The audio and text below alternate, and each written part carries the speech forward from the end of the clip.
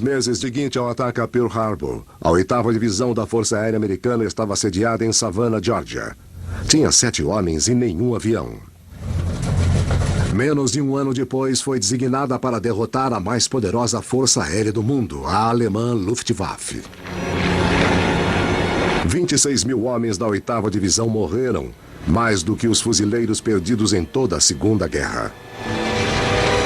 Recomenda-se cautela ao espectador.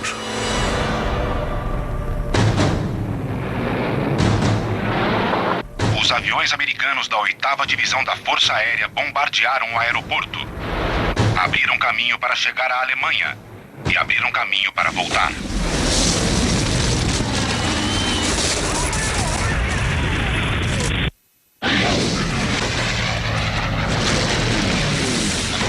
Aviões se aproximando ao sul. Por favor, aguardem. Posição do identificador. A Força Aérea Americana fez sua maior campanha desde o início da guerra, contra a Força Aérea Alemã.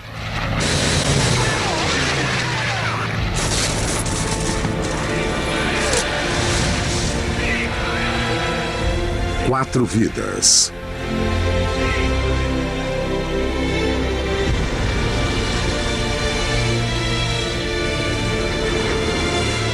Uma missão impossível. Executada numa frente de batalha. A quase 8.000 metros de altura.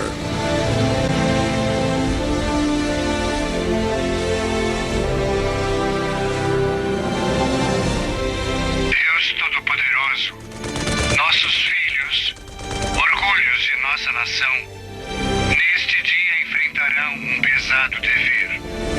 Precisarão de suas bênçãos. Seu caminho será longo e árduo. Segunda Guerra Mundial.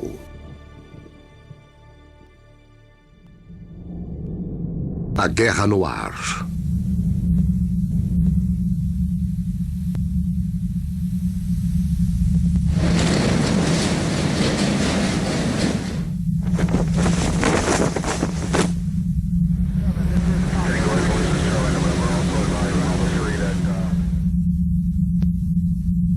(6 de junho de 1944, dia D).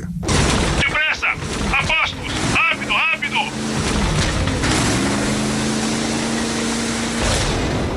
Rápido, rápido! Na manhã de 6 de junho de 1944, 250 mil homens colocados em 5.000 navios cruzaram o Canal Inglês. Foi a maior força anfíbia jamais organizada. O empurrão decisivo na batalha para acabar com a Europa de Hitler. Mas ao se aproximarem das praias de desembarque na Normandia, as tropas não faziam ideia de que seu destino dependeu do resultado de uma guerra travada a quase 8.000 metros de altura. Por mais de um ano, a 8ª Divisão da Força Aérea Americana ficou engajada na luta para destruir a Luftwaffe alemã. E assim evitar que centenas, se não milhares de aviões inimigos atacassem e dizimassem as tropas desembarcadas no dia D. Apesar de travada na luz do dia, poucos conhecem os detalhes e os sacrifícios dessa batalha pela supremacia aérea. Só agora, com o desembarque ocorrendo, os olhos se voltam para o céu. O sucesso do desembarque e a esperança de milhões dependeu da guerra no ar.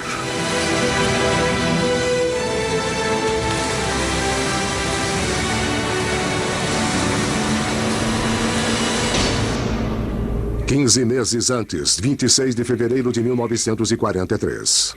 Sem força, não sei o que houve.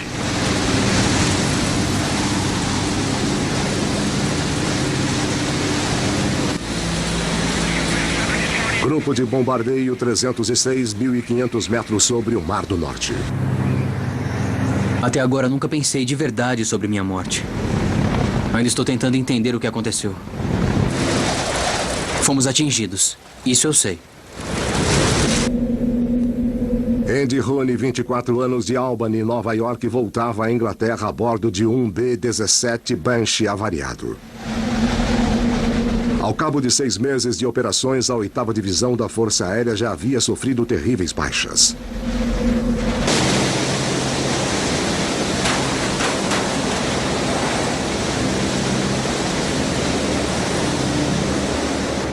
Tem um buraco no nariz do avião, maior do que meu pulso.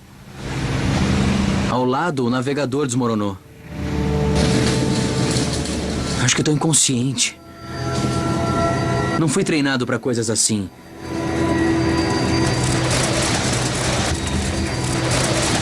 Sou só um repórter. Tudo no avião tá chacoalhando. Acho que eu vou vomitar. Estação 111 da Força Aérea Americana, Tunley, Inglaterra.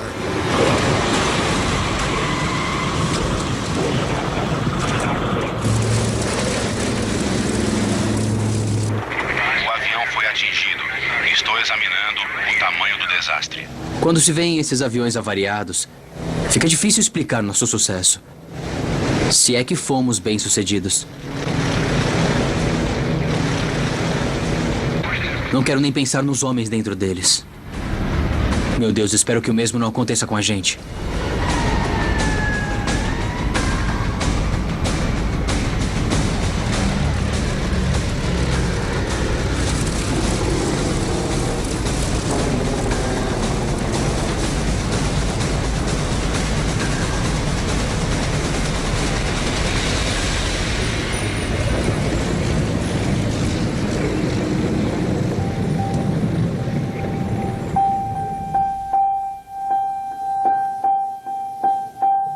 Foi uma experiência nervosa. Ser mandado à Alemanha em um dos bombardeiros. Fiquei nervoso. Tive medo de ser morto.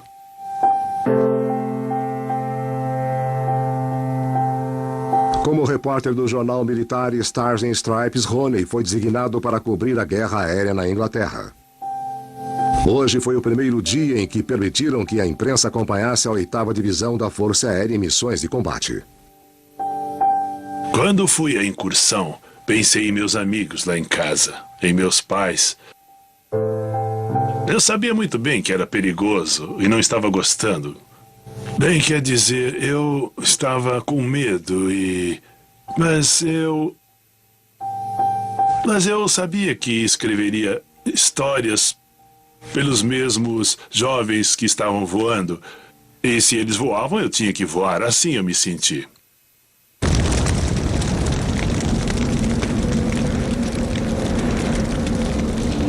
Estou entre os afortunados. Dos 59 bombardeiros B-17 que decolaram, 5 foram abatidos. 3 B-24 Liberators também foram perdidos. Ao todo, 80 homens morreram.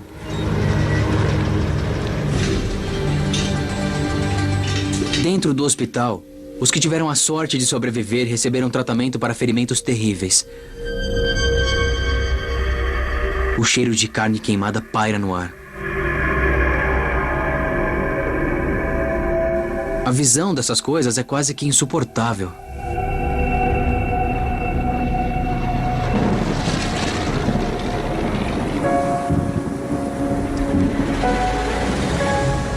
Revi 2 conhecidos que acabavam de voltar. De hábito, após as missões, eles me encontravam e falavam das coisas. Mas desta vez, nenhum dos 2 me disse nada. 2 horas depois, descobri que o atirador da torre superior do avião deles teve o braço arrancado na altura do ombro na missão. Estava perdendo tanto sangue que sabiam que ele jamais aguentaria a viagem de volta. Então embrulharam o homem em um paraquedas e o atiraram do B-17 na esperança de que os alemães o encontrassem e lhe dessem tratamento médico. Mas sabiam muito bem que a chance era mínima. É um momento circunspecto terrível. Se nossos homens vão passar por esse inferno só por chegar na costa alemã, só Deus sabe o que vai acontecer quando começarem a voar país adentro.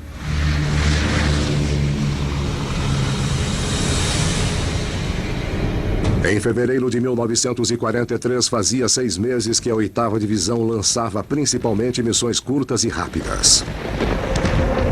E quase 2/3 de seus homens já estavam mortos ou feridos ou capturados. Mas com quase toda a Europa continental sob controle de Hitler, as forças aéreas aliadas eram a única força capaz de atacar dentro de seu muito defendido território. Para preparar o caminho para o dia D, o comando da 8ª Divisão só tinha uma escolha: encher os tanques dos aviões e continuar a guerra no ar. O único problema era manter os homens vivos tempo suficiente para ter sucesso. Junho de 1943, um ano antes do dia D. 10.000 recrutas chegam à Inglaterra.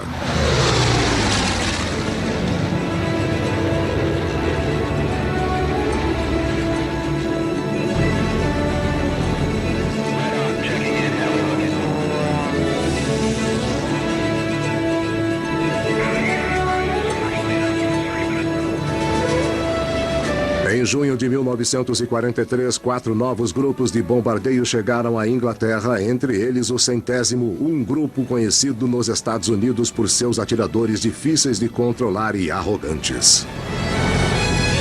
100º Grupo de Bombardeio, Thorpe Abbott, Inglaterra. E pensar que o imbecil do comandante nos Estados Unidos disse que éramos um bando de fracassados. Eu queria ver a cara dele agora. Eu e meu amigo Griffith estamos juntos desde os primeiros treinamentos nos Estados Unidos. Agora que estamos aqui, só conseguimos falar sobre pegar os alemães. Joe Armanini, de 27 anos, era uma ex-estrela de futebol americano da Faculdade Santa Cruz, Califórnia. Designado para um conjunto de 25 missões de bombardeio no 100º, Armanini era fascinado pelo glamour da Força Aérea e por sua mais moderna superarma, a fortaleza voadora B-17. Quando vi o B-17, pensei, meu Deus, 10 metralhadoras, somos indestrutíveis. E o avião era esplêndido, divino, no mínimo maravilhoso. E meu primeiro avião era prateado, não tinha sido pintado com camuflagem ainda. E parecia uma luz guia. A luz do sol brilhava no alumínio. Era lindo. Nosso bombardeiro foi chamado de Furioso, que era como queríamos que Hitler se sentisse. Ser bombardeiro é uma honra, quer dizer, o objetivo é sair e acertar o alvo. E com essas miras de tiro, esse não será o problema. Nós podemos acertar 2 toneladas de bombas em um barril de cerveja de tão precisas. Como Armanini, o alto comando da Força Aérea Americana era apaixonado pelo novo avião. Acreditavam que podiam usar o B-17 para abalar o Luftwaffe com incursões diurnas de bombardeios precisos. Apesar de os voos diurnos exporem os bombardeios a ataques da Luftwaffe, eles acham que os B-17 não precisam da proteção de caças de longo alcance. Acham que o único motivo de sofrerem pesadas baixas é que o número de bombardeiros era insuficiente para atacar uma força devastadora. Mas com a chegada dos novos grupos, acham que estão com um número suficiente. Julho de 1943, a Força Aérea prepara um ataque em larga escala dentro do território alemão. Parece que o treinamento não tem fim. Todos os dias é igual de novo e de novo. Mas há rumores, no entanto, de que isso vai mudar. E que vamos voar para missões reais. Em menos de uma semana, Joe Armanini e os homens do 100º tomarão parte em uma missão combinada da Força Aliada de 6 dias chamada Semana de Blitz. Mais de 1.000 bombardeiros pesados americanos e ingleses vão destruir fábricas de aviões e indústrias de componentes em pleno território alemão, até um ponto onde jamais voaram antes. A 8ª Divisão da Força Aérea Americana vai atacar de dia, enquanto os aviões britânicos bombardearão sob a proteção da noite. Juntos vão colocar a Alemanha sob uma chuva ininterrupta de destruição para começar a abrir caminho para a invasão da Normandia no dia D. 22 de julho de 1943, 2 dias para a Semana de Blitz.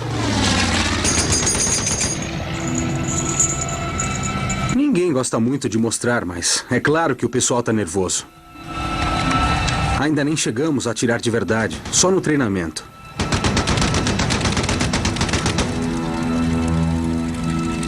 No último exercício prático, todos se perguntavam como seria voar de verdade em território alemão. Meu amigo Griffith disse que ouviu falar que se os alemães acertarem seu avião e você pular de paraquedas, os alemães atirarão para fazer buracos no paraquedas e atirarão em você para que você não tenha chance alguma de chegar ao chão com vida. Que seja, digo a ele. Não tô tão preocupado com os alemães. Podemos com qualquer coisa que atirarem em nós. Mas que vão ser incursões dos diabos?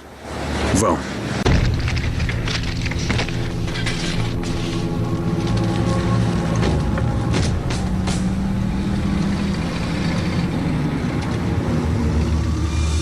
Thorpe Abbott, Inglaterra, 25 de julho de 1943.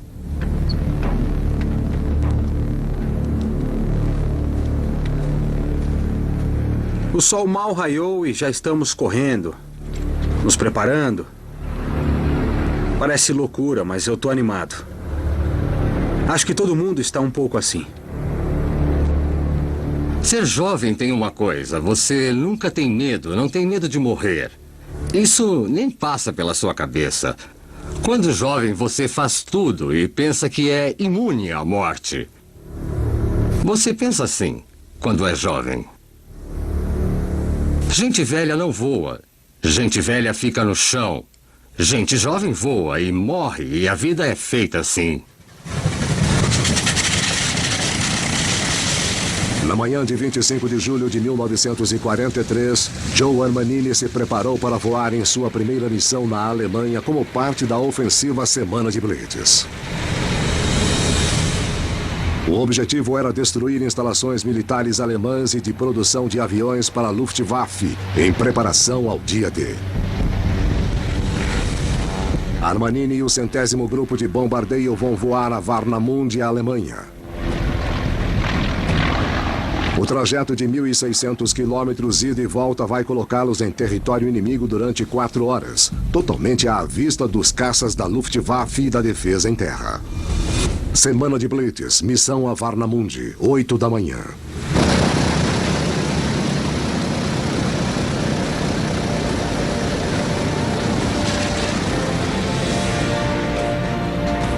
Quando íamos embarcar, vi Griffith entrar no avião dele.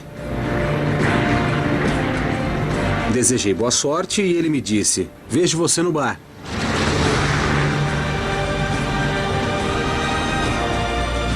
Nenhum de nós estava acreditando. Finalmente o treinamento tinha acabado. Estamos indo para a Alemanha.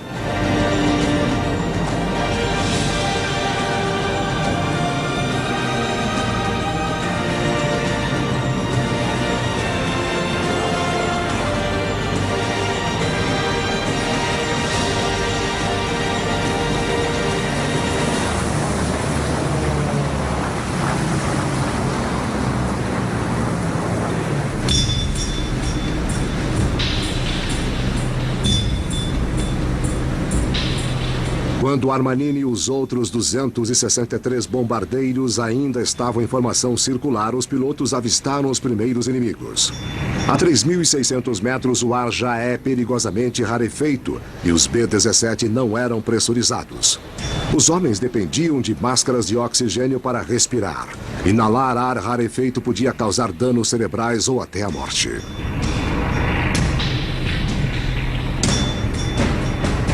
A 8.000 metros, os aviões entraram em velocidade de cruzeiro e a temperatura caiu a 50 graus negativos.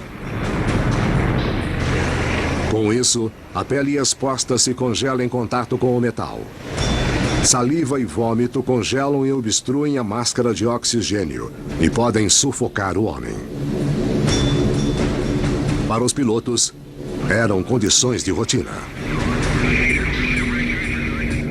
A 300 quilômetros de Warnemünde, Alemanha.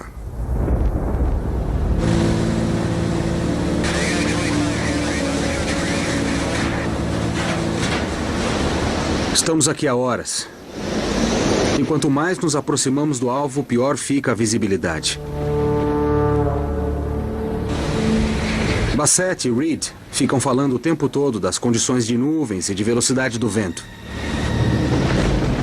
Só sabem falar do tempo. Perto de Varnamund, o tempo só piorava. Pesadas nuvens tornavam impossível bombardear visualmente os alvos e colocavam os bombardeiros em condições de colisão. Não havia opção senão mudar de rumo. Varnamund foi poupada e o grupo seguiu para o seu alvo secundário, a cidade de Kiel, 250 quilômetros a oeste. A mudança ia incumpridar a missão, dando mais tempo à defesa alemã para localizá-los. Quanto mais tempo ficassem em território alemão, menor seria sua chance de sobreviver. A 120 quilômetros de Kiel, Alemanha.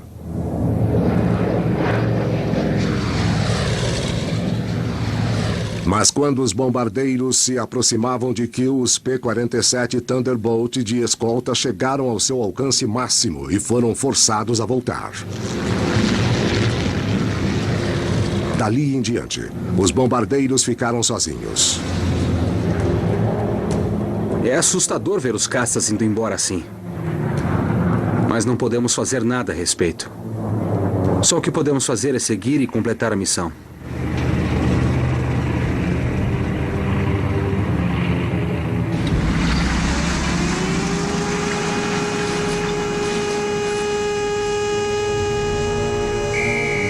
Preparar!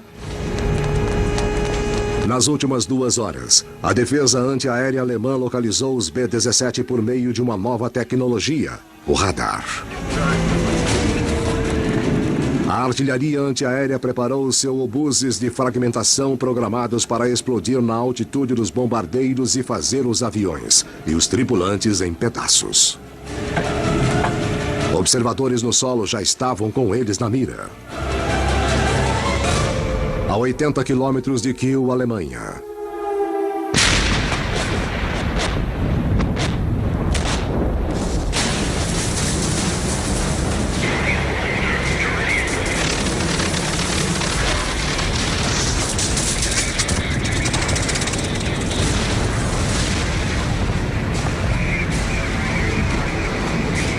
Já na área de defesa antiaérea, os aviões chegaram a um marco pré-determinado chamado ponto inicial.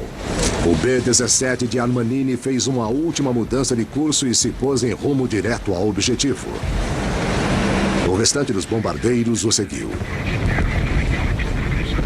O piloto William Viu ligou o piloto automático e deu o controle do B-17 a Joe Armanini.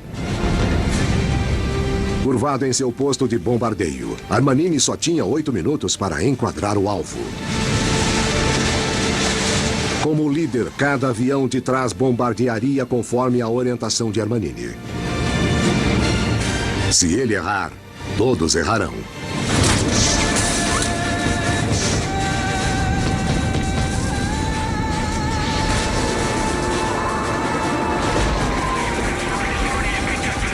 A defesa antiaérea aumentou, mas não podemos nos desviar do curso. Para acertar o alvo, temos que ficar nivelados e aguentar o que os alemães jogarem em nós. Avistamos o inimigo pelos flancos.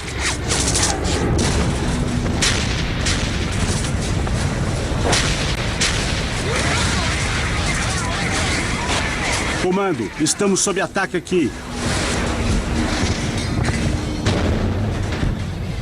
Estou ouvindo chamados de socorro de outros bombardeiros. Um deles é do avião do Griffith. O piloto diz que foram atingidos. Meu Deus, há pouco estávamos na pista nos perguntando o que os alemães fariam conosco. Agora sabemos. Vão nos matar. Vão nos matar e rapidamente.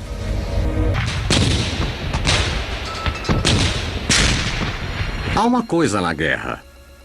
É o fato de que não há futuro, há só o presente e você só pensa nisso o tempo todo, em sobreviver. Depressa! Apostos! Rápido, rápido! Você nem sabe quando a guerra vai terminar. Só espera que acabe, depressa. Não há futuro para você ali, só o presente. E o presente não é nada bom.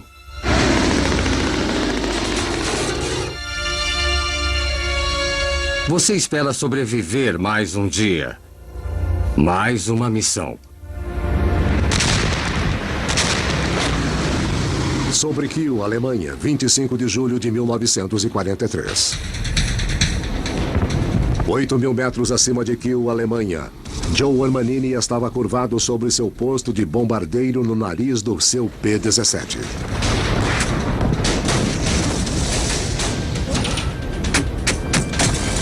A artilharia antiaérea lançava bombas de fragmentação que faziam os aviões em pedaços. Momentos antes, Armanini soube que o avião do melhor amigo tinha sido atingido. Agora, diretamente embaixo dele estava o alvo que vieram de tão longe para destruir.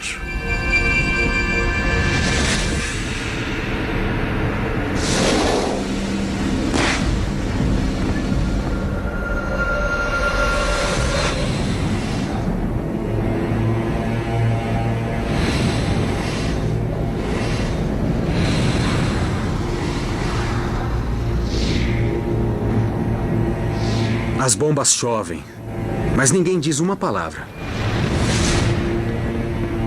Acertamos em cheio, mas realmente não há muito o que celebrar. Para quê?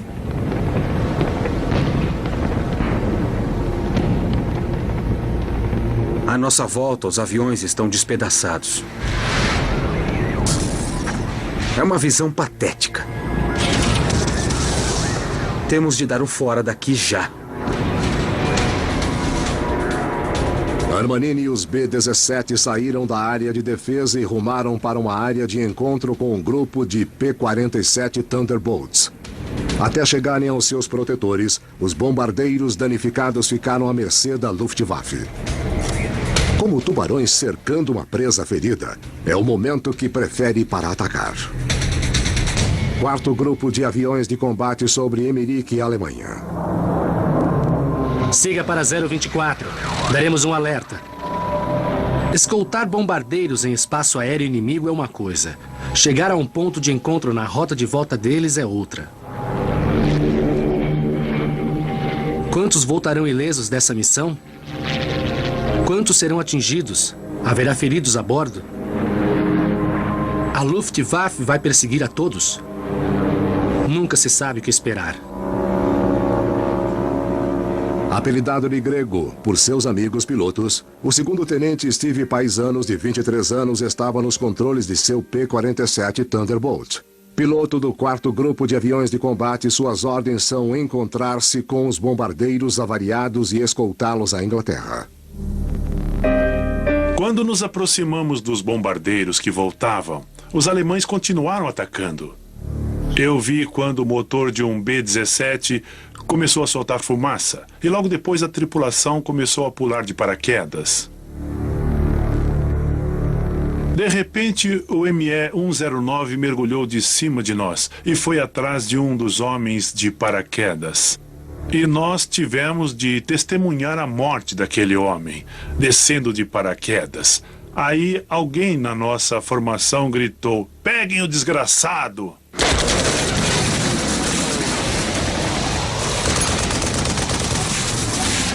Combatendo a 800 km por hora, Paisanos e o quarto grupo fizeram manobras evasivas para proteger os bombardeiros.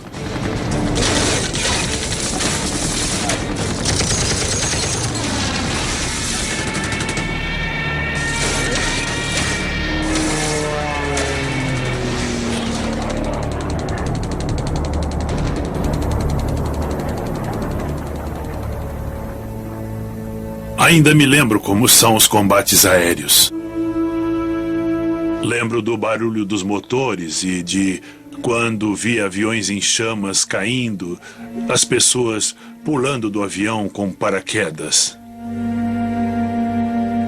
Até hoje, eu volto, sabe, e me lembro da situação. É uma grande confusão com o céu cheio de aviões. As pessoas tentando se defender e você vê o que está acontecendo. Sabe, seu coração bate muito forte. Você vê balas passando e trata de escapar para não ser ferido. É uma condição realmente que nunca esqueci.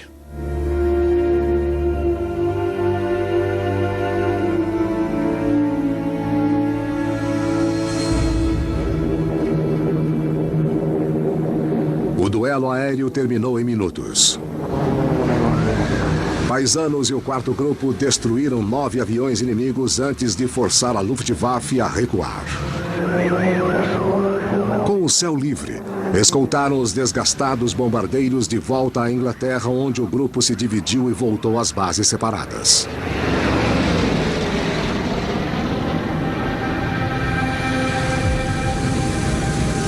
Não acredito que voltamos.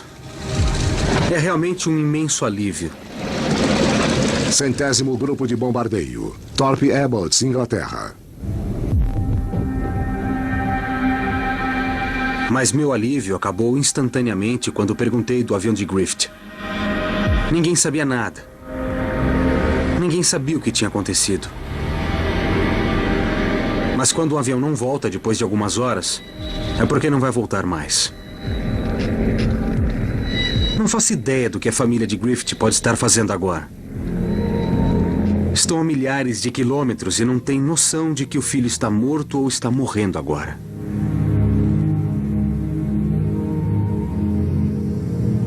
O que farão os parentes quando o telegrama chegar dizendo que ele está desaparecido? Deus, o que diria a minha família se alguém levasse a mesma notícia?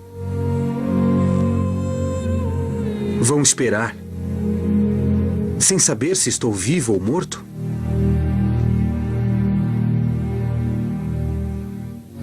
Acho que vão preferir que lhes contem que o filho morreu e pronto.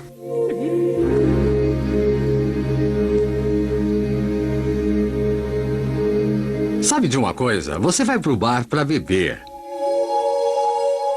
É isso, meu alívio pro fato de que a pessoa se foi, de que meu melhor amigo foi embora, é pensar, que diabos, vou pro bar beber umas doses de uísque, pra depois ir dormir e não me preocupar mais com isso.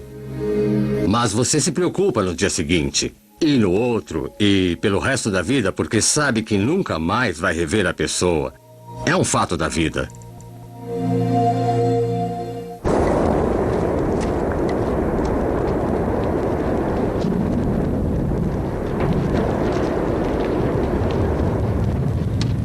Londres está preparada para a guerra. As bombas alemãs destruíram tudo. Aqui, a guerra é pessoal. Londres, Inglaterra, julho de 1943. Temos um oficial. No prédio do London Times. Estive na parte da cidade conhecida como City, no fim da rua Fleet, onde só vi devastação por toda parte. Não havia lugar que não tivesse sido atingido e foi perturbador. É só dar uma olhada nos homens e mulheres nas ruas. Mães e esposas que perderam seus entes queridos, cujas famílias e casas foram destruídas, para entendermos por que odeiam Hitler com tanta força. A atitude aqui é de que os alemães começaram a guerra. E nada do que acontecer a eles será castigo suficiente. Esquadrão 156 da Real Força Aérea, Huntingdonshire, Inglaterra, 27 de julho de 1943. Em 27 de julho de 1943, forças inglesas e americanas entraram no terceiro dia da Operação Conjunta Semana de Blitz. O objetivo era bombardear para inutilizar instalações militares e industriais no interior da Alemanha.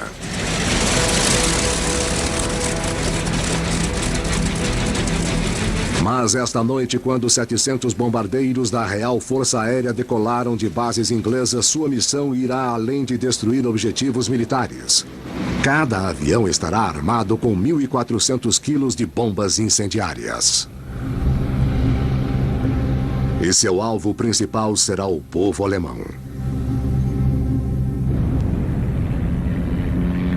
Hamburgo, Alemanha. 12 horas depois.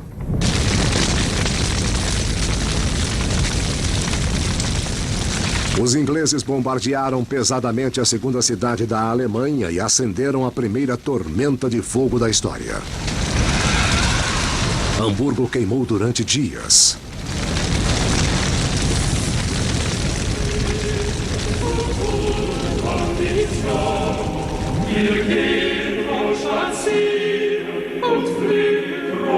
Quando pelotões de socorro puderam entrar na cidade, em 2 de agosto, encontraram ruas e abrigos coalhados de corpos carbonizados.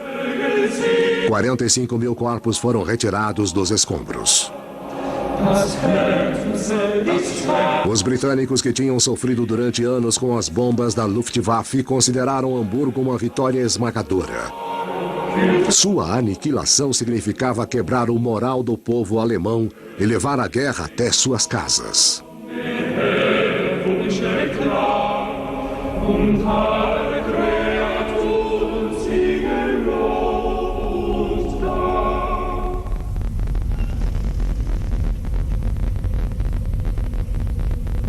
No começo da guerra, você é inocente, você é estúpido.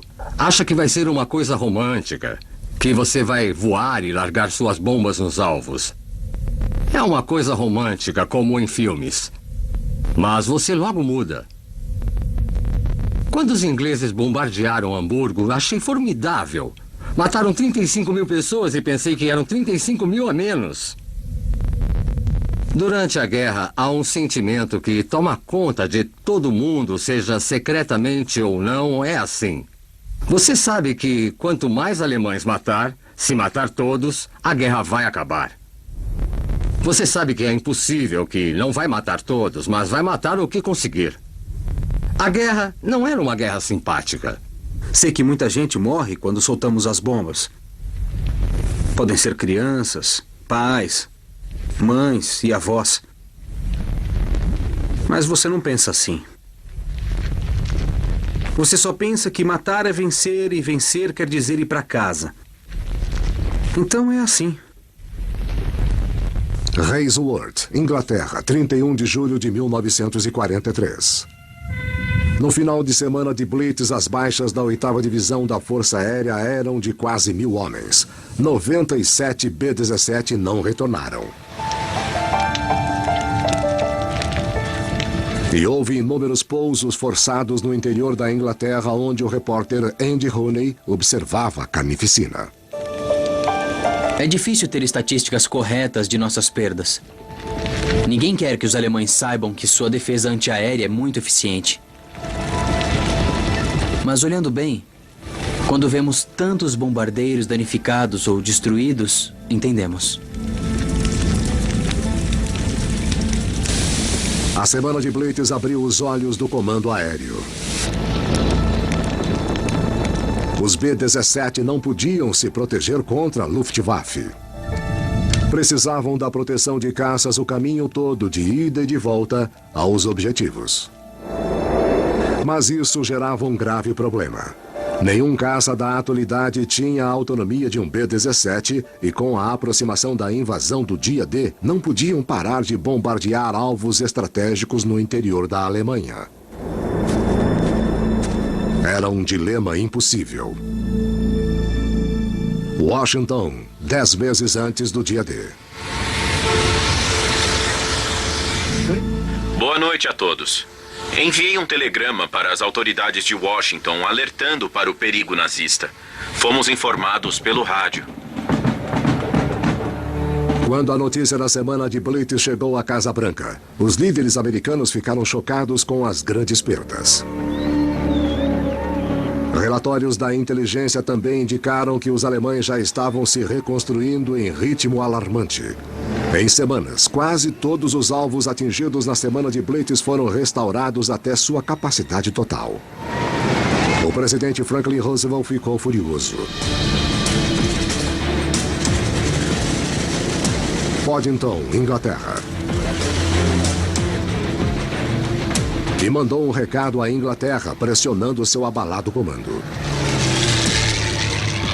Não poderiam aceitar tantas perdas para ganhos tão pequenos. Para continuar com as operações diurnas, teriam de achar um jeito de tornar o impossível possível.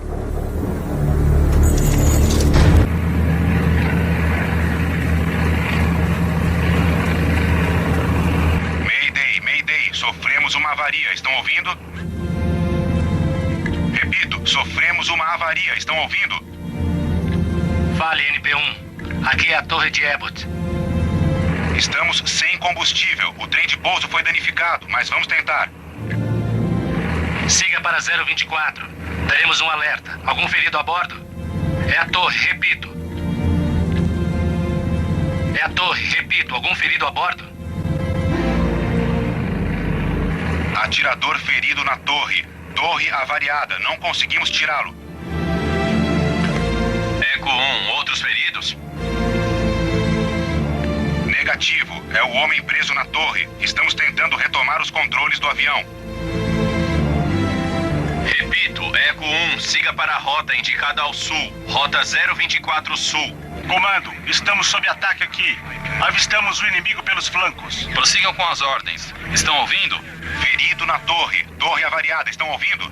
Prossiga na rota. Repito, torre avariada. Homem preso. 24 horas antes.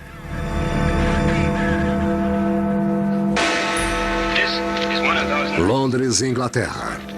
Face à desastrosa ofensiva da semana de Blitz, vários líderes americanos ficaram céticos com a 8ª Divisão da Força Aérea. O presidente Roosevelt pensou em abandonar as operações diurnas e se unir aos ingleses para missões noturnas. Mas com o dia D a menos de 10 meses, o comando da 8ª Divisão ainda acreditava que a precisão dos ataques diurnos era o modo mais eficiente para destruir a Luftwaffe. Sob pesada pressão, desenvolveram um novo plano, que deveria tanto proteger os bombardeiros quanto provar que a precisão dos ataques funcionava. Thorpe Abbott, Inglaterra, 16 de agosto de 1943. Parece que algo grande vai acontecer. As tripulações estão aparelhando os tanques Tóquio. Isso só pode significar uma coisa. A viagem vai ser longa. Joe Armanini e os homens do 100º Grupo de Bombardeiros passaram as últimas 2 semanas descansando e se recuperando da semana de Blitz. Chegou a hora de voltar à ação. Sua missão é um ataque duplo que vai mandar 376 bombardeiros ao espaço aéreo do interior alemão. Seu objetivo serão instalações industriais vitais que, fora de uso, abalarão seriamente a máquina de guerra alemã. O plano era 2 grupos voar em rotas semelhantes como se estivessem se dirigindo ao mesmo alvo. Uma vez na Alemanha, se dividiriam em 2, dividindo a defesa inimiga, para que cada grupo só enfrentasse metade dos aviões de combate alemães. O primeiro grupo atacará um grande complexo de fábricas de rolamentos em Schweinfurt, antes de dar a volta e retornar à Inglaterra. Armanini e o segundo grupo de ataque continuarão até a planta de montagem Messerschmitt, em Regensburg. Após bombardear a planta, escaparão pelos Alpes austríacos e descerão às bases americanas do norte da África. Missão Regensburg, Schweinfurt, 17 de agosto de 1943, 5h30 da manhã.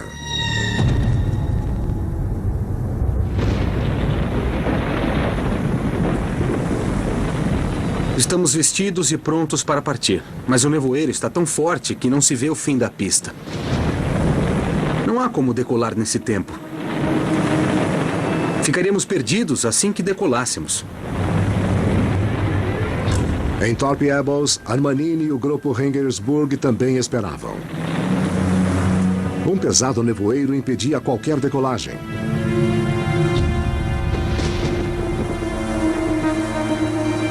A 140 quilômetros dali, em Polbrook, as condições eram as mesmas do outro grupo. A ordem foi os 2 grupos adiarem a partida. Thorpe Abbott, Inglaterra. Nada é pior do que esperar. Ficar ali, sem nada a fazer, exceto pensar e se preocupar com o que pode acontecer. Eu preferiria que acabasse logo. 6h30 da manhã. Preparem-se todos. Espero que tenham decidido decolar ou voltar aos alojamentos.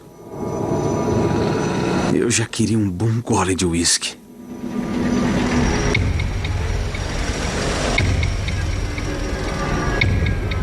Os dois grupos de ataque esperavam nas pistas.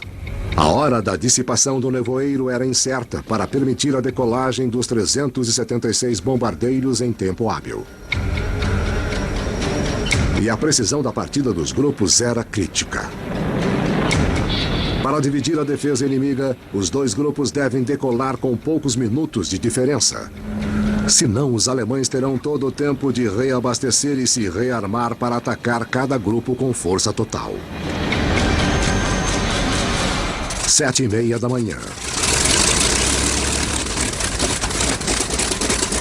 Depois de mais de 2 horas de atraso, o comando aéreo foi forçado a tomar uma decisão. O grupo Rendsburg tinha de sair já, senão não chegaria à África do Norte de dia. E quase nenhum piloto desse grupo tinha experiência de pousar à noite.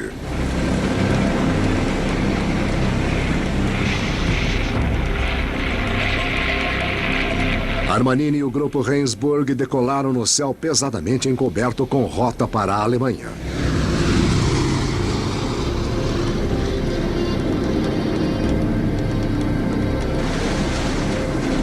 Ao romperem as nuvens sobre o canal inglês, ainda não sabiam que o grupo Schweinfurt continuava retido nas pistas.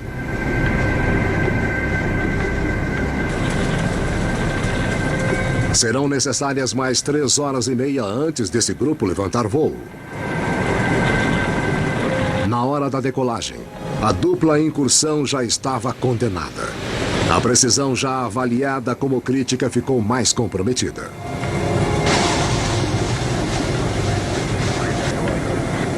Enquanto Armanini e o grupo Rendsburg se aproximavam da Alemanha, ninguém fazia ideia de que o plano fora abortado e que cada um dos grupos enfrentaria toda a força da Luftwaffe.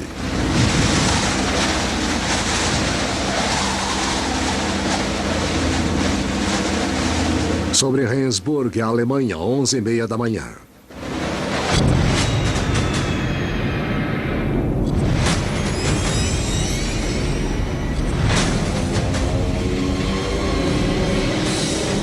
...150 aviões alemães atacaram o grupo Rendsburg. Atenção! Inimigos à vista! Inimigos à vista! Em 90 minutos, 240 tripulantes americanos estavam perdidos.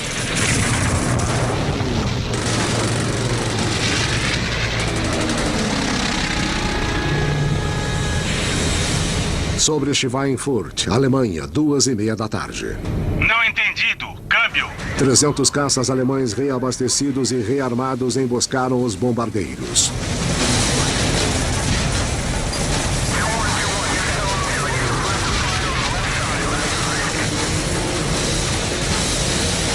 ...36 B-17 foram abatidos e 360 militares americanos foram mortos.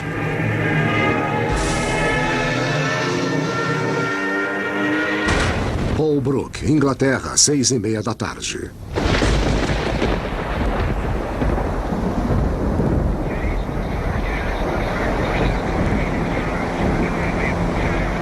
Sete horas e meia depois de sair da Inglaterra, o avariado grupo de ataque Schweinfurt estava voltando à base. Estamos sob fogo, estamos sob fogo, responda. Entre os que esperavam ansiosamente sua volta estava o repórter da Stars and Stripes, Andy Rooney.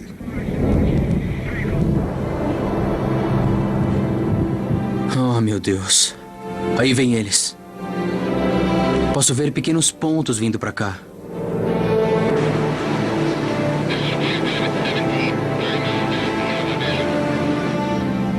Eu não consigo nem imaginar pelo que passaram. Alfa 1 para a torre, avarias na asa direita. Estamos prosseguindo. Entendido, Alfa 1. Danos na asa direita. Segundo motor parou. Motor número 4 em pane. Repito, o motor número 4 parou. Pista 23 à sua frente. Prossiga. Tudo acionado. Boa aproximação. Chamados frenéticos chegavam do piloto de um dos B-17. Seu atirador da torre esférica ficou preso na bolha de plástico colocada na barriga do bombardeiro. O sistema que gira a bola para que ele possa subir para dentro da aeronave foi atingido e quebrou. E ele ficou preso na gaiola de plástico. 2 motores estavam danificados. Eram 1.400 quilos de peso morto pendurados nas asas, que faziam o avião perder ainda mais altura. Os tanques de combustível estavam vazios e os sistemas elétrico e hidráulico levaram rajadas de tiros. Sem sistema elétrico, o trem de aterrissagem não descia. Se conseguirem chegar à base, terão de descer de barriga. Não conseguimos. Não dá para abrir. Está quebrado. O atirador da torre sabia muito bem que com um avião sem rodas, tocaria o chão com a barriga do avião primeiro. E que seria esmagado entre o concreto da pista e a barriga do avião. E não tinha nada que ninguém pudesse fazer.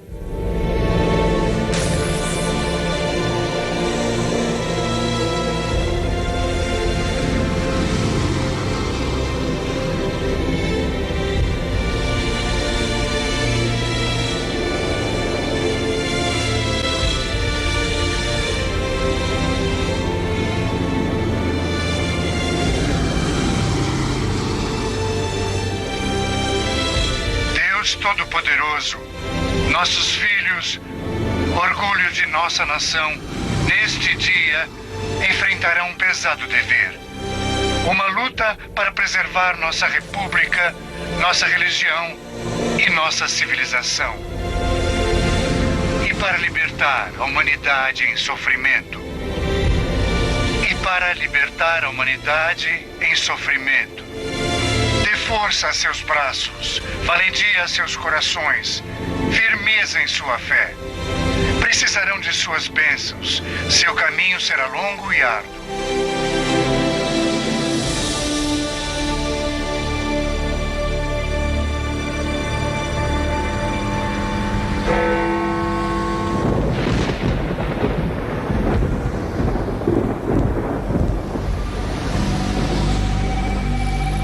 Voltei a Londres abalado e incapaz de escrever a história mais dramática, mais horrível e de partir o coração que já testemunhei.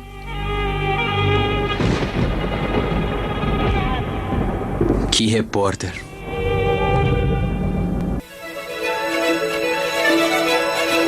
Clearwater, Flórida. Um grande esquadrão de bombardeiros americanos foi mandado à Inglaterra hoje para atingir objetivos alemães. Uma grande força de bombardeiros americanos foi enviada à Europa para preparar a invasão. Os aviões americanos mandados à Europa terão grande importância. O Exército Vermelho capturou 7 instalações esta manhã e aviões americanos bombardearam bases de jatos. Outro espetacular desempenho da grande garota Judy Garland. Base Aérea Mitchell, Milwaukee, Wisconsin, agosto de 1943. Pelo que dizem os noticiários, a guerra pode acabar antes de eu entrar nela. Segundo o artigo, eu vi Regensburg destruída. A 8ª Divisão da Força Aérea, baseada na Inglaterra, acabou com 30% da produção de caças alemães ao atacar a cidade. Nossa, isso é muita coisa. Parece que treinamos para nada. Apesar de que, no momento, só o que estamos fazendo é matar tempo.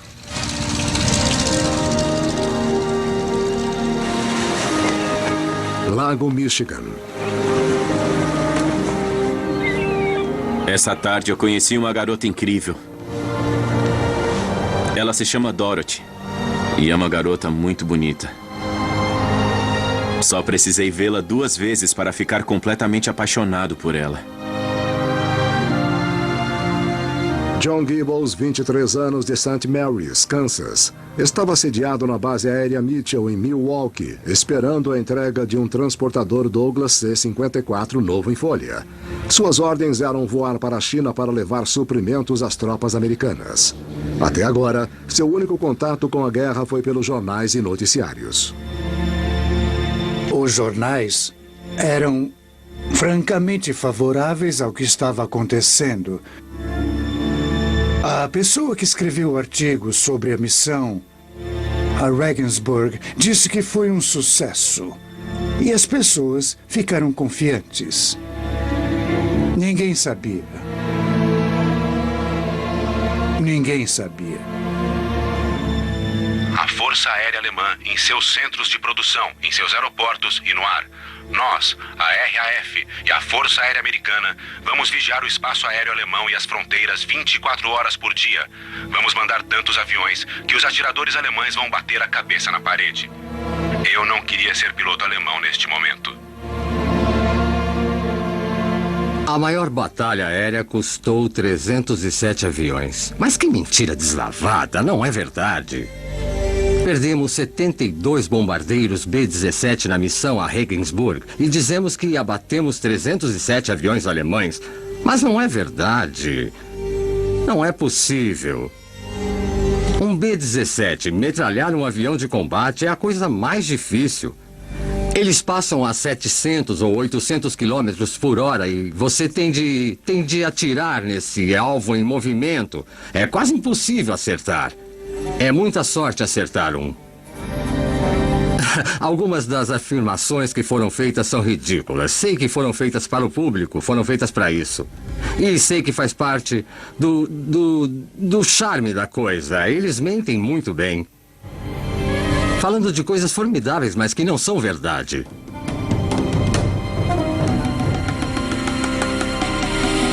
Batalha aérea custa aos alemães 307 aviões.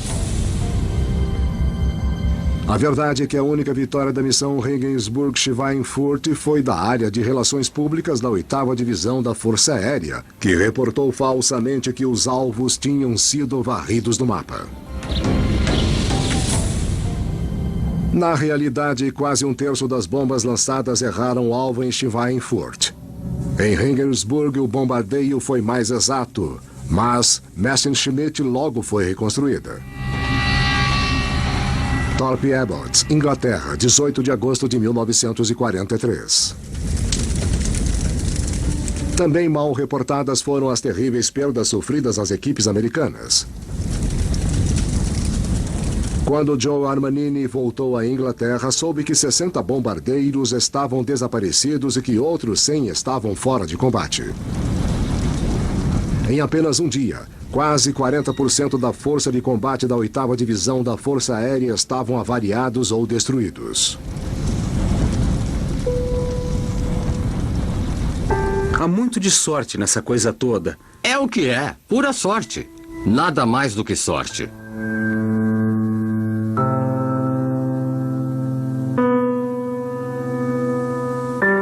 A guerra se tornou um horror total para todos nós, porque só podíamos pensar em tragédias, só ouvíamos falar disso, pessoas morrendo e assim...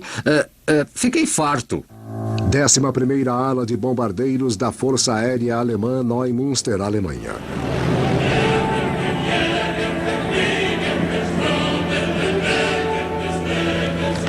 Em agosto de 1943, a Luftwaffe ostentava mais de 1000 ases da aeronáutica.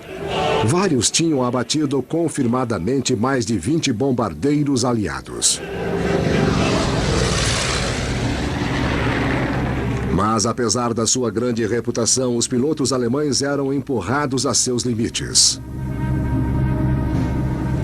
Com uma política de voar até morrer, conseguiram suas tremendas estatísticas de sucesso voando em ritmo exaustivo. Apesar de destruírem 60 bombardeiros americanos na missão Regensburg-Schweinfurt, Hitler ficou furioso por não impedirem que a 8ª Divisão penetrasse tão longe na Alemanha. No dia seguinte à missão, o chefe do Estado-Maior da Luftwaffe, desesperado, deu um tiro na própria cabeça. A guerra no ar cobrava seu preço dos dois lados. Milwaukee, Michigan, setembro de 1943. Acho que vou vomitar. Nossas ordens chegaram. Os C-54 não virão, afinal. Em vez disso, devemos pegar B-17s e ir para a Inglaterra para entrar na guerra. Eu não sei como vou dizer isso a Dorothy. É difícil dizer qualquer coisa sobre o futuro quando nenhum de nós faz ideia do que pode haver. Mas eu não tive escolha. Disse a ela que fui transferido. Eu disse que me corresponderia. E perguntei se ela retornaria minhas cartas. Eu não sabia realmente o que ia acontecer.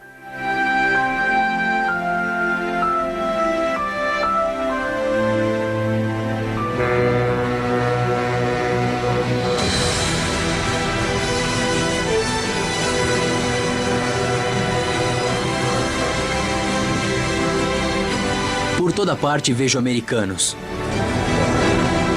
Parece até que a Inglaterra foi invadida. Bristol, Inglaterra, novembro de 1943, 7 meses antes do dia D. Não era preciso ser espião alemão para ver que uma invasão aconteceria. Em nenhum momento... Deixei de pensar que ganharíamos a guerra. Tínhamos uma grande força, tínhamos muitos homens e tínhamos a Força Aérea. Eu nunca tive a sensação de que não ganharíamos a guerra.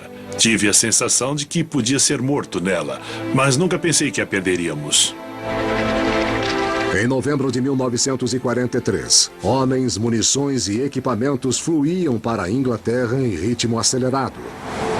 A invasão da Normandia estava há menos de 7 meses e as preparações já estavam em andamento.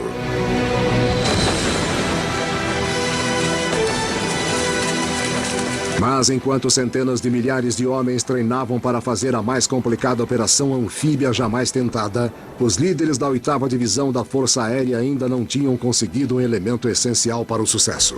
Faltava conquistar o controle dos céus do norte da Europa.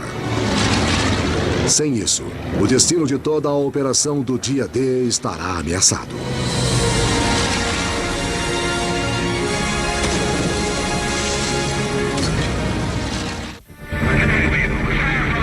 Este é o momento que tanto esperamos.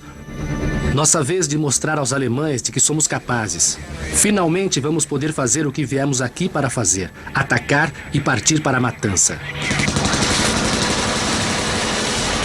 Sobre Pas-de-Calais, França, janeiro de 1944. Em janeiro de 1944, Steve Paisanos e o 4º Grupo de Combate Aéreo seguiam ordens drasticamente diferentes. O tenente-general James Durrell assumiu o comando da 8ª Divisão e implantou uma atitude nova e agressiva. Para James, usar caças para proteger bombardeiros era um desperdício ineficaz. Caças são armas ofensivas criadas para caçar o inimigo, e ele manda que caçem a Luftwaffe, dizendo para matar qualquer coisa que se mexa, que voe ou que dê suporte ao esforço de guerra alemão.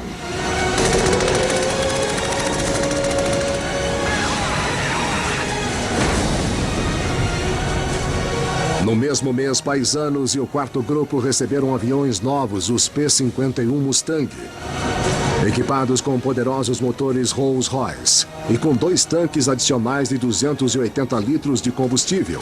Era o avião de longo alcance sonhado pelos bombardeiros. Sob as novas ordens de James, o novo Mustang logo mostrou seu valor em combate. Em poucas semanas, os P-51 Mustangs triplicaram a taxa de abate de aviões da Luftwaffe.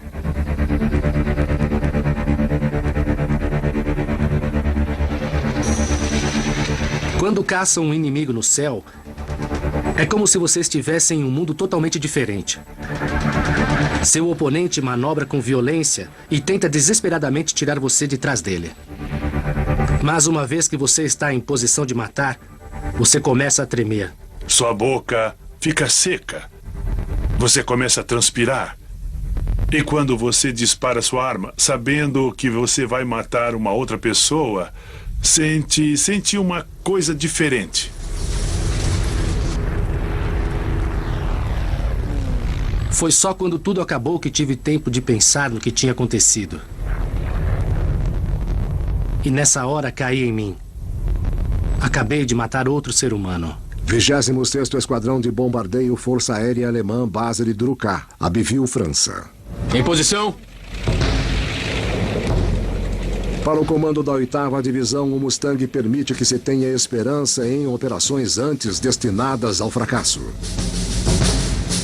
Em fevereiro de 1944, 4 meses antes do dia D, o comando aéreo americano estava cada vez mais desesperado para derrotar a Luftwaffe e preparou um lançamento de uma ofensiva de 6 dias constante em território alemão.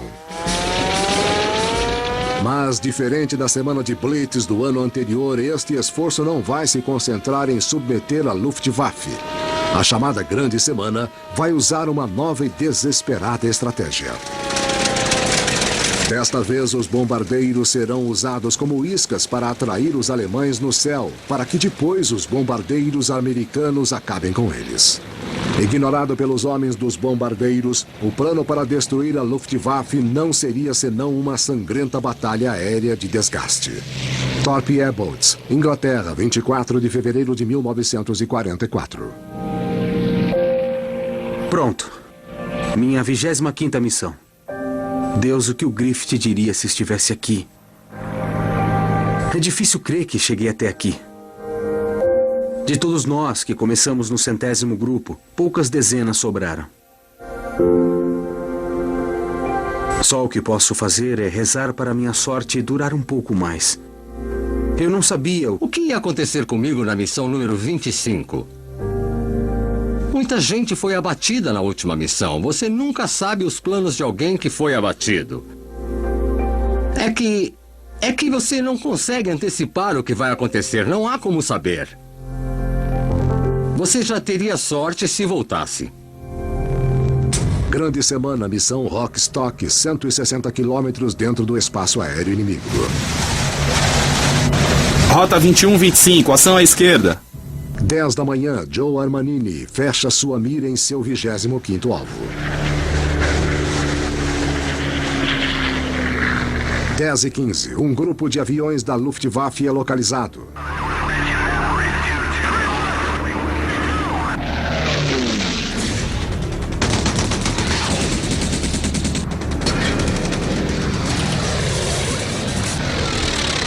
Dez e meia, os aviões americanos rompem a formação para interceptar os alemães.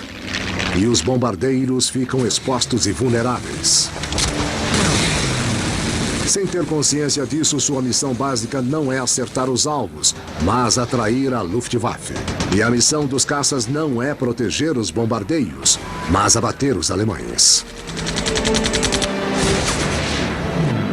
Nessa desesperada batalha de desgaste, o comando americano sabe que as baixas não podem mais ser levadas em conta. Pagarão qualquer preço para vencer. Mesmo que signifique sacrificar preciosos bombardeiros. Thorpe Airboats, Inglaterra, 24 de fevereiro de 1944.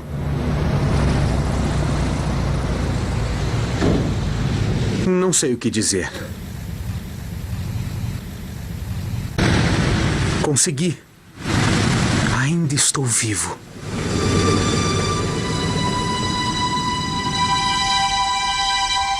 Terminar as 25 missões foi meu maior feito na vida. Cheguei ao fim das missões. Cheguei ao fim das missões? Eu estava feliz. Todos me parabenizavam, felizes, e eu estava contente. E pronto, não pensei em mais ninguém, sabe? Nessa hora você fica egoísta. É uma coisa muito pessoal. Assim, eu estava vivo, eu ia voltar para casa, eu ia ver meu pai, minha mãe. Você pensa egoisticamente em você. Chega de preocupações. Errar um alvo não é motivo para se preocupar com isso. É um total alívio de toda a ansiedade que viveu antes. 75% das equipes da 8ª Divisão não completaram suas 25 missões. No último dia de Joe Armanini, mais de 400 homens desapareceram. Estou muito feliz. Estou eufórico.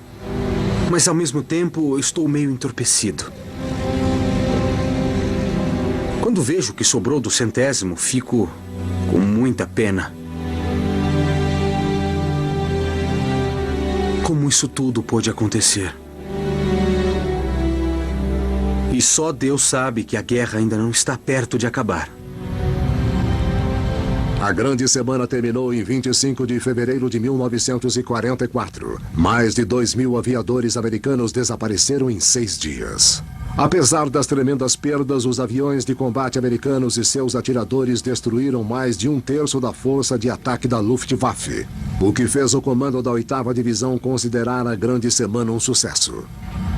Finalmente sentiram que tinham encontrado um método eficiente para destruir a Luftwaffe. A batalha mais selvagem ainda estava por vir.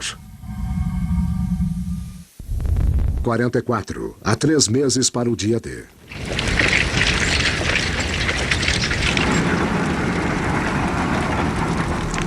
Escrevi para a Dorothy esta noite.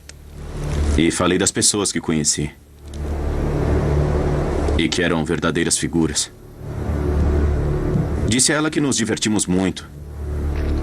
E que tenho jogado cartas e beisebol.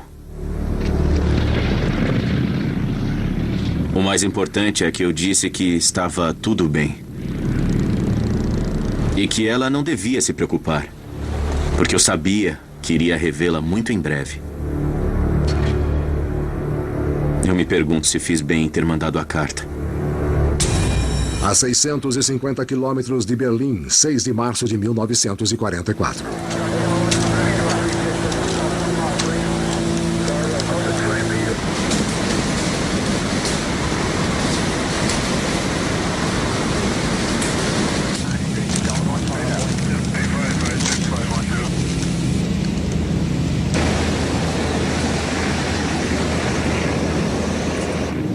Minhas mãos estão tremendo e tento ficar em formação. É demais. Berlim. Até os mais experimentados pareciam estarrecidos quando o comando disse que estávamos indo para lá. Qualquer um que vá para a luta... Se disser que não está com medo, não pode estar sendo sincero. Eu sabia que iria entrar em combate e... esperava estar apto a enfrentar os fatos e ter coragem.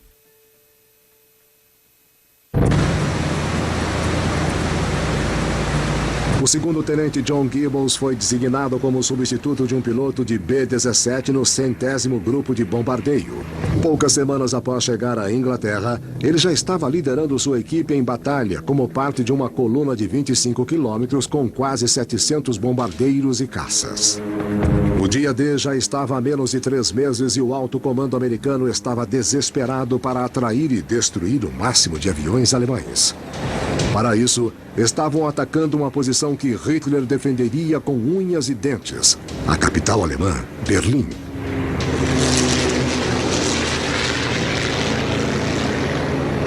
Com o próprio Hitler entrincheirado na cidade, essa era a missão mais perigosa jamais tentada.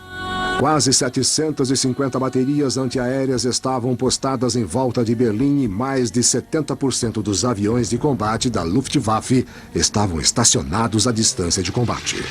A rota dos bombardeiros foi intencionalmente traçada para criar um campo de batalha de 600 quilômetros de comprimento, ao longo do qual esperavam atrair e destruir tantos aviões alemães quanto possível. A 320 quilômetros de Berlim.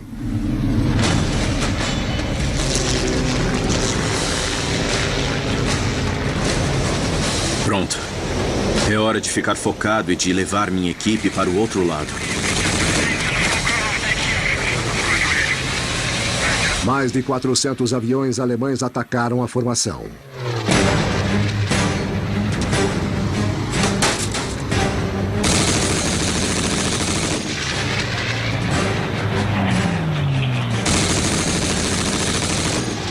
Em 30 minutos, 20 bombardeiros americanos estavam em chamas.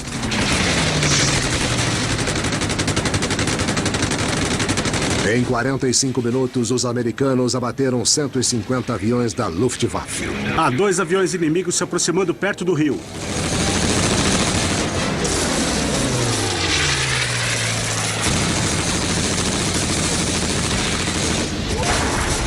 A 80 quilômetros de Berlim, os bombardeiros alcançam o ponto inicial e vão diretamente para seus objetivos. Enquanto se aproximavam de Berlim, mais de 10.000 atiradores da Luftwaffe se prepararam para desencadear a maior defesa antiaérea que os americanos já tinham visto. Os caças não podiam se aventurar nessa área.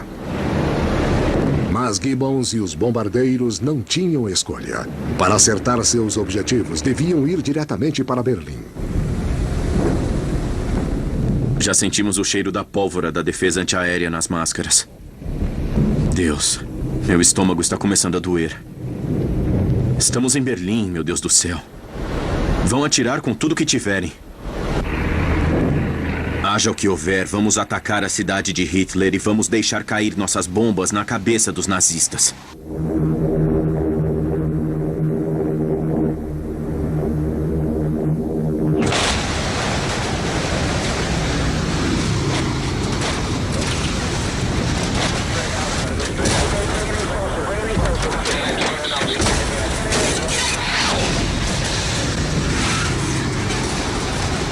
Espere até avistar o alvo e estar seguro. Preparem-se, há alguém atrás de mim.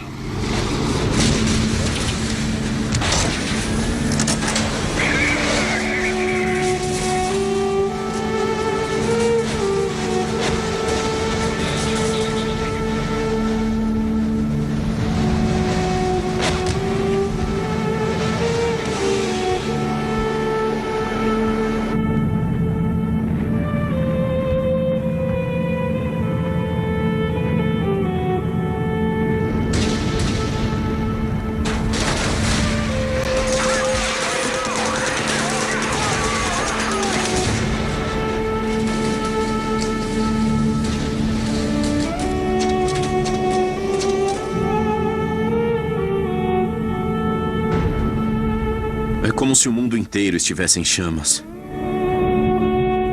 Como se o fogo pudesse nos alcançar e nos consumir a qualquer momento.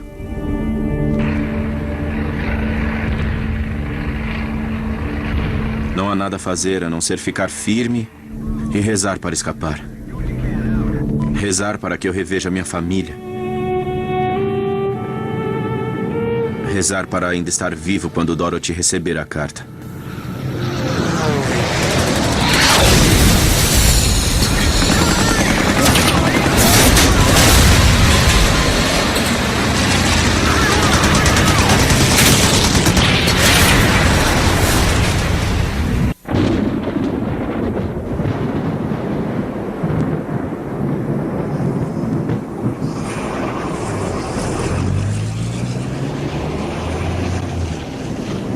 Berlim, Alemanha, 6 de março de 1944, 5 horas depois do ataque.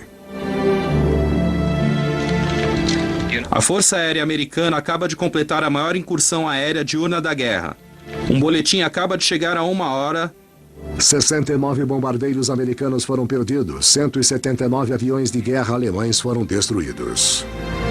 Tudo depende de como os alemães bombardearam a cidade mais 2 vezes. Foi o começo do fim da Luftwaffe. Fomos descritos como sendo uma nação de fracos, de playboys, que contrataram soldados ingleses, ou soldados russos, ou soldados chineses para lutar por nós. Que repitam isso agora!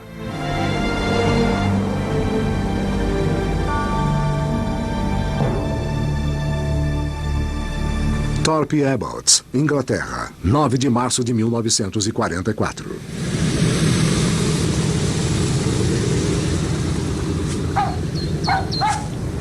Os alojamentos estão vazios. Muitos homens simplesmente se foram.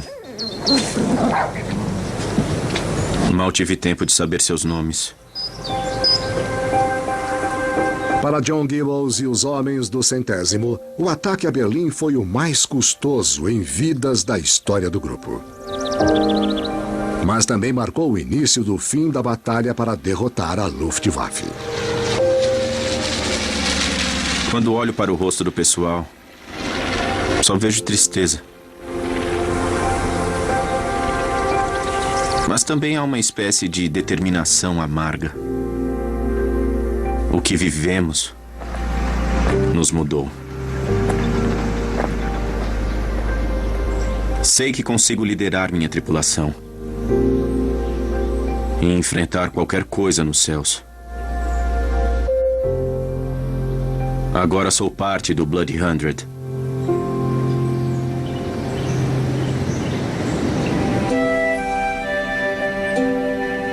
John Gibbles voou um total de 49 missões durante a Segunda Guerra. Serviu mais 26 anos na Força Aérea até se aposentar no grau de coronel. Depois de voltar para casa, casou-se com a namorada Dorothy. Eles têm 4 filhos.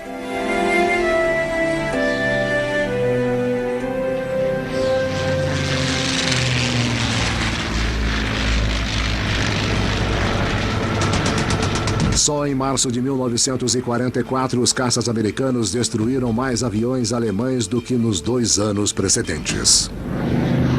Com a ameaça da Luftwaffe seriamente diminuída, a Força Aérea Aliada passou os 2 meses seguintes bombardeando estradas de ferro, de rodagem e pontes, no esforço para evitar que os alemães reforçassem as praias da Normandia no dia D. Esse é o sonho de todo piloto de combate. Não há emoção maior do que a caça. Sobre o oeste da França, março de 1944. Mas não posso deixar de pensar no que o pessoal dos bombardeiros passou. Para cada um de nós que se tornou um as, houve centenas de feridos e mortos.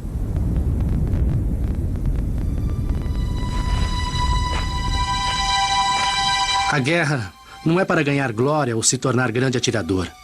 Quando penso na guerra, penso nos infelizes que nunca voltarão para casa. Esses, para mim, são os verdadeiros heróis. Meus amigos que deram a vida, desses nunca me esquecerei. Steve Paisanos terminou a guerra como aviador as. Seu 4º grupo destruiu mais aeronaves inimigas do que qualquer outra unidade da 8ª Divisão. Paisanos serviu na Coreia e no Vietnã e é piloto de testes de jatos com Chuck Yeager. –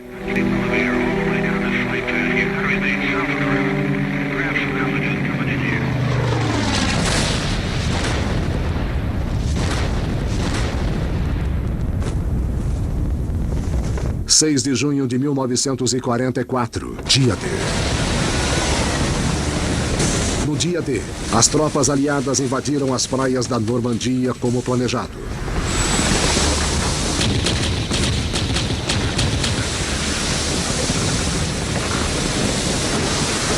A resistência da Luftwaffe foi mínima.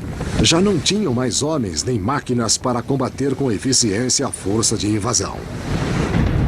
Praia de Utah, 6 de junho de 1944.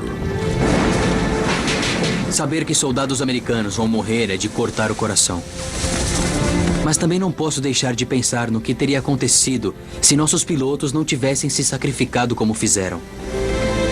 Quantos mortos mais haveria? Nos meses que antecederam o dia D, as Forças Armadas Americanas na Europa sofreram 18.400 baixas. Mas na luta contra a Luftwaffe, conseguiram o impossível. Tomaram sua força recém-formada e inexperiente e destruíram a mais poderosa força de combate aéreo do mundo. Nunca vou esquecer o tempo que passei na 8ª Divisão, a Força Aérea. Eu acho que a 8ª Divisão foi certamente uma das armas de guerra mais importantes que os Estados Unidos já tiveram. Os alemães tinham de ser derrotados, e acho que fizemos parte da derrota que infligimos a eles. Eu fico feliz por ter sido do exército que os derrotou. Andy Rooney foi um dos primeiros repórteres a acompanhar a 8ª Divisão em batalha. Depois do dia D, continuou a reportar os frontes das forças aliadas por toda a Europa. Ele acredita a Stars and Stripes o lançamento de sua carreira de jornalista.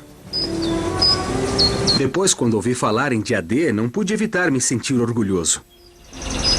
Ajudamos aquilo a acontecer. Travamos nossa guerra antes de todos os outros. E nos orgulhamos disso.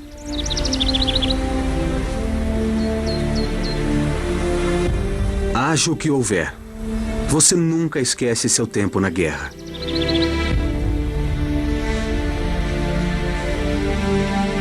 Há uma camaradagem, uma amizade que você nunca esquece.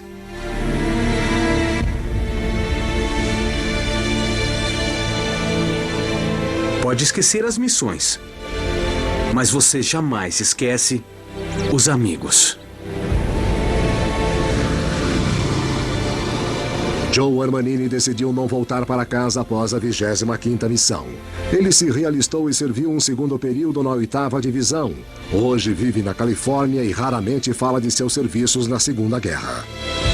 Só no final da guerra, a 8ª Divisão da Força Aérea sofreu mais de 26 mil baixas, mais do que as sofridas pelos fuzileiros navais em toda a Segunda Guerra.